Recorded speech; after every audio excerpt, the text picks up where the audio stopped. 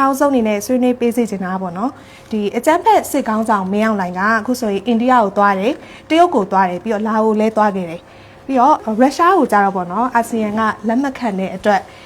မသွားခဲ့ရဘူးဆိုတော့လက်ရှိအချိန်အထိမှာကမင်းအောင်လှိုင်ရဲ့အစိုးရအမိခံအကြမ်းဖက်စစ်တပ်ကိုအချို့နိုင်ငံတွေကလက်မှတ်ခံမင်းနဲ့ငင်းဆန်နေကြတယ်ဖြစ်တယ်ပြီးတော့တောင်းဆိုချက်တွေအချို့နဲ့ကိုလက်ခံလိုက်တဲ့နိုင်ငံတွေလည်းရှိလာတဲ့သဘောလည်းတွေ့ရပါတယ်အဲ့တော့အတူရောင်ရွေးကောက်ပွဲပြီးဒီအခင်းကျင်းရဆိုလို့ရှိရင်နိုင်ငံတကာအရေးမှာ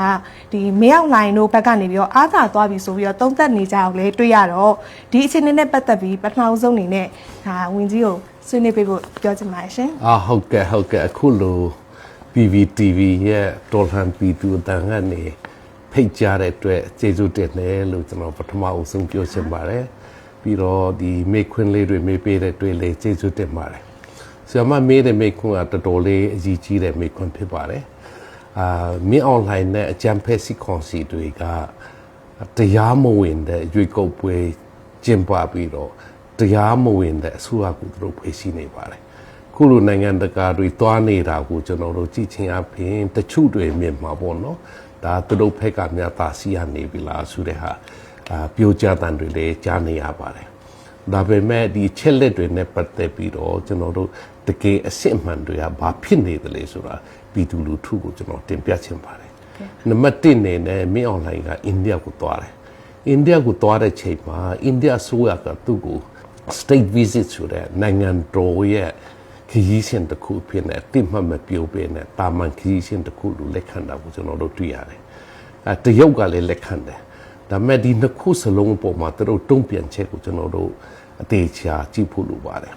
တရုတ်ကပြောလဲဆိုတော့မြောင်းလှိုင်ကိုတိုင်းပြည်တည်ငြိမ်ကြီးနဲ့ဒေသတည်ငြိမ်ကြီးကိုအရင်လောက်ပါပြီးလို့ရှိရင်လူထုရဲ့ထောက်ခံမှုရအောင်လုပ်ပါဆိုတာပြောတာရှိပါတယ်ဆိုတော့ဒီချိန်ဒီကာလမှာမြောင်းလှိုင်က2021ကတည်းကဒီနေ့ထိပေါ့နော်ကြံဖက်တွေလုံနေတယ်တိုင်းပြည်တည်ငြိမ်အောင်ဘလို့မှလုံနိုင်မှာမဟုတ်ဘူးဒေတာတည်ငြိမ်ရေးလည်းသူလုံနိုင်မှာမဟုတ်ဘူးပြည်သူလူထုတရားလုံးရတော်လှန်တဲ့အတန်ကပူပြီးတော့ကြေလာတယ်တော်လှန်ရေးကပူပြီးတော့ဆင်ပြင်းလာတယ်ပြီးတော့အိန္ဒိယဘက်ကိုတစ်ချက်ကြည့်အောင်ဇူလိုင်လ19ရက်နေ့ပေါ့နော်ဇူလိုင်လ19ရက်နေ့မှာUN Special Envoy Julie Bishop နေပြီးတော့တင်ပြတဲ့နေ့မှာပဲအိန္ဒိယတမန်ကြီးကလည်းပြောတယ်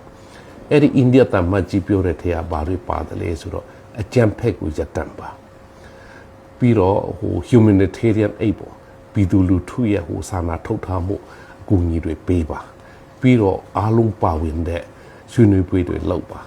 ASEAN 5-point consensus တိုင်းလုပ်ပါဆိုတဲ့ဟာဒီပါတယ်ဆိုတော့ဒါတွေကိုကြည့်ချင်းအပြင်သူတို့အနေနဲ့မင်းအွန်လိုင်းကိုအတလူကြီးထုတ်ခံနေတာမဟုတ်ဘူးအိန္ဒိယအနေနဲ့ ASEAN position ပေါ်မှာရပ်တည်တယ်ဆိုတာကိုကျွန်တော်တို့တွေ့ရမှာဖြစ်ပါတယ်ဆိုတော့ဒီမှာကျွန်တော်တို့အနေနဲ့အရေးကြီးတဲ့ချက်တစ်ချက်ကအကြံဖက်ကိုရပ်တန့်ပါဆိုတဲ့စကားအကြံဖက်ကိုရပ်တန့်ပါဆိုတဲ့စကားကိုကျွန်တော်တို့နားထောင်တဲ့အခါမှာအခုမင်းအွန်လိုင်းရဲ့ရပ်ပေါင်း100စီမံကိန်းပေါ့နော်အဲ့ဒီမှာဧပြီလ20ရက်နေ့ကနေဇွန်လ30ရက်နေ့တွင်မှာမင်းအွန်လိုင်းနဲ့သူ့ရဲ့တရားမဝင်ဆိုရကနေပြီးတော့လူခွင့်ကြီးချုပ်ဖို့1045ခုချုပ်ဖို့ခဲ့တာတွေ့ရပါတယ်ပြီးတော့အစုလိုက်ပြောင်းလဲတပ်ဖြတ်မှုကအကြိမ်20ရှိပါတယ်အဲ့ဒီမှာလူဦးရေ162ဦးတည်ဆုံးတာကိုကျွန်တော်တို့တွေ့ရပါတယ်ပြီးတော့လေကြောင်းတိုက်ခိုက်မှုအကြိမ်က1140ခုကြိမ်ဒီဂျပန်တရားတွင်မှာလုပ်ခဲ့ပါတယ်အဲ့ဒီမှာလူတည်ဆုံးမှုက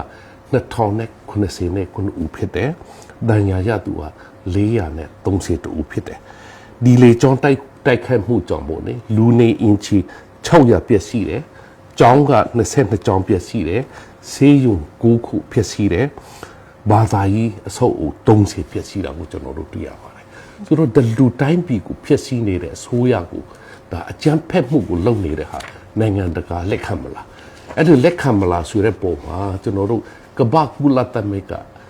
ရဲ့ special envoy ပြောတဲ့စကားကိုကျွန်တော်တို့တစ်ချက်နာထောင်းရအောင်ဒါအကြီးကြီးတယ်ဂျူလီဘီဆော့ပါဇွန်လ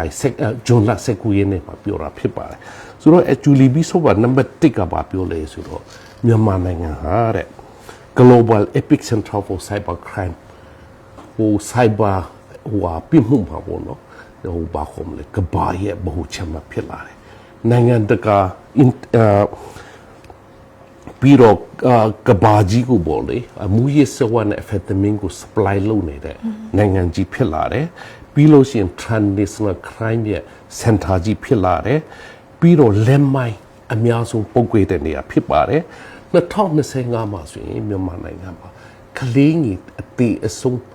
အသေးအပြုတ်အများဆုံးနှစ်ဖြစ်တယ်ဆိုတာသူပြောပါတယ်ဒါအကြောင်းရင်းတွေတော့ကျွန်တော်သိစိတ်မပြောတော့ပါဘူးပြီးလို့ရှိရင်သူဘာဆက်ပြောလဲဆိုတော့ကဘာမှာငတ်မှုခွန်ပါမှုအကြီးမားဆုံးနိုင်ငံ6နိုင်ငံထဲမှာမြန်မာနိုင်ငံပါလာပါပြီတဲ့ပြီးလို့ရှိရင်ဒီမှာ internally ပြည်တွင်းရွှေ့ပြောင်းတဲ့ IDP တွေက3.7 million 3 တန်းနဲ့3.9 တန်းရှိတယ်ပြီးတော့နေဆက်ဖြစ်ကိုပြီးတော့မှပြီးဒုက္ခတွေက1.2 တန်းရှိတယ်ဆိုပြီးတော့ပြောတယ်ဆိုတော့ Julie Bishop ဆိုတာကဘာကူလာတမိုက်ကရ special envoy ဖြစ်တယ်ဖိုင်းစင်ပြီးတော့ပြောမယ်ဆိုရင်ရခင်ကဘောလေနဝတနာအဖက်ကတော့ special envoy Razali တို့ကမ်ဘာရီတို့ရှိတယ်ဆိုတဲ့ဟာမျိုးရှိခဲ့ဘူးတယ်သူတို့ပြောဆိုနေတာနဲ့ Julie Bishop ပြောနေတဲ့ဟာနှိုင်းစီမယ်ဆိုရင်မူးနေမယ်လို့ပြောတယ်အဲ့ဒီကာလာတော့ဒီအစိုးရကဘာကြီးရဲ့ပြဿနာကောင်းကြီးဆိုပြီးတော့ပေါ်ပြတာမျိုးမရှိဘူးအခုကတော့ Julie Bishop ပြောတာကဘာကြီးကလက်ခံလို့မတင်တော့တဲ့အစိုးရဖြစ်တယ်ကဘာကြီးကိုဒုက္ခပေးတဲ့ပြဿနာပေါင်းများစွာဖန်တီးတဲ့အစိုးရဖြစ်တယ်ဆိုတဲ့ UN Special Envoy ကိုနားထောင်ခြင်းအပြင်မင်း online နဲ့အကြမ်းဖက်စစ်ဆိုရတရားမဝင်ဆိုရကနိုင်ငံတကာကူစားပြုတ်မှလည်းမဟုတ်ဘူးကူစားပြုတ်နိုင်မှလည်းမဟုတ်ဘူးလက်ခံမှလည်းမဟုတ်ဘူးဆိုတာသိကြတယ်ထို့အတွက်ကြောင့်ပြည်သူလူထုတရားလုံးတွေနဲ့မင်း online တလူခရီးသွားလိုက်လို့တူနိုင်ပြီဆိုတော့လုံးဝအထင်မမှတ်စေချင်ဘူးကျွန်တော်တို့ပြည်သူဘက်ကဆက်ပြီးတော့နိုင်နေပါတယ်ဆက်ပြီးတော့စူးစမ်းဖို့လိုတယ်ပြီးတော့ကျွန်တော်ပြောချင်ပါတယ်ဟုတ်ကဲ့ပါဝင်းကြီး